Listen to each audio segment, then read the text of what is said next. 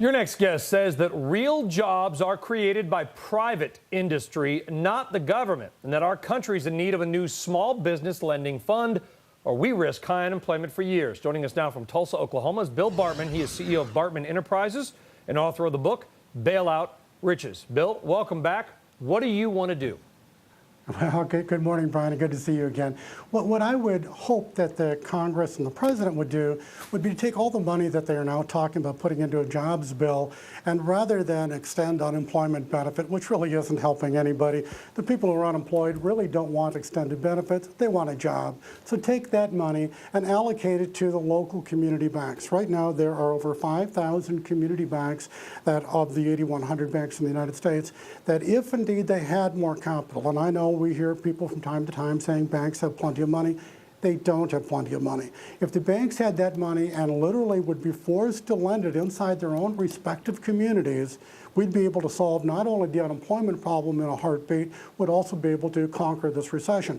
Right now, the Obama administration has this game changer in front of them where they could do to the economy what the surge did to the war in Iraq. But isn't the problem right now that a lot of these big banks got bailouts, they're hoarding capital, and they're not lending? If we give the smaller banks more money, who's to say they're going to lend it? Well, it's called We Should Learn from the Mistakes We've Made. And yes, TARP 1 was absolutely a mistake in its execution. It was a great idea and a great plan, and it truly did, in fact, do some good. I think it took the company or the country from the precipice and perhaps rescued what would have been maybe even worse. But it did make mistakes. And one of the mistakes it made is it gave banks the money without any restriction. Oh, sure, they had to restrict their CEO pay, but it didn't tell the banks they had to lend. So the banks didn't lend. Well, this time around, because we've learned that, with the small community banks, the government give them the money under the agreement that they have to put it out on the street immediately. But isn't that still just government involvement using taxpayer money just in a different way? It is government taxpayer money, but it is money that the taxpayer won't have to pay.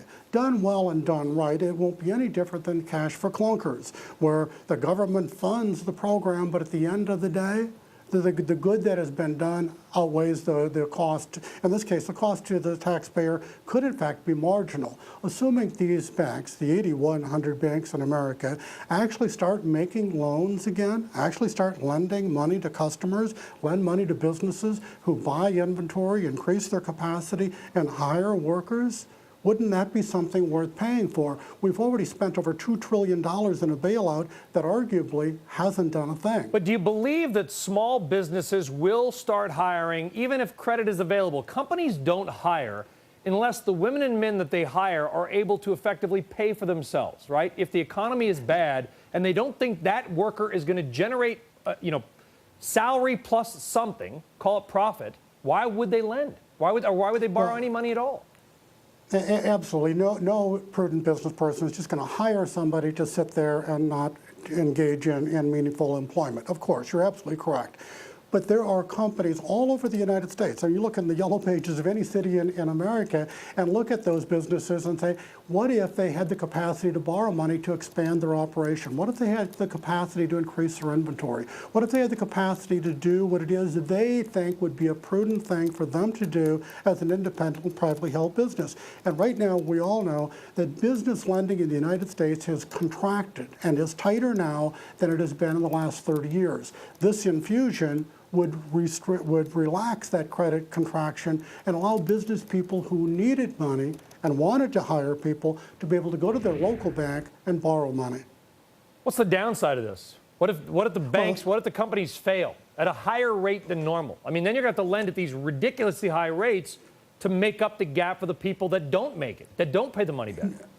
Yeah, no plan is perfect, and with 8,100 banks, we can safely assume some of the loans they make to some of the businesses in their respective communities will in fact fail anyhow.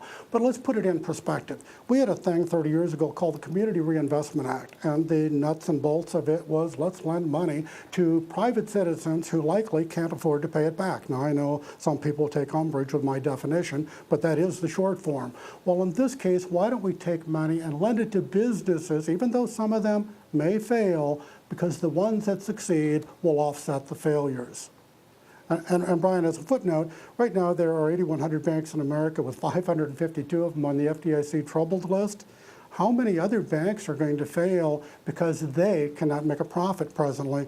Well, this infusion would solve both problems. Bill Bartmann, CEO of Bartmann Enterprises. Bill, it's a pleasure to have you on the show again. Thank you very much. Thank you, Brian. Take care. Author of Bailout Riches as well. All right.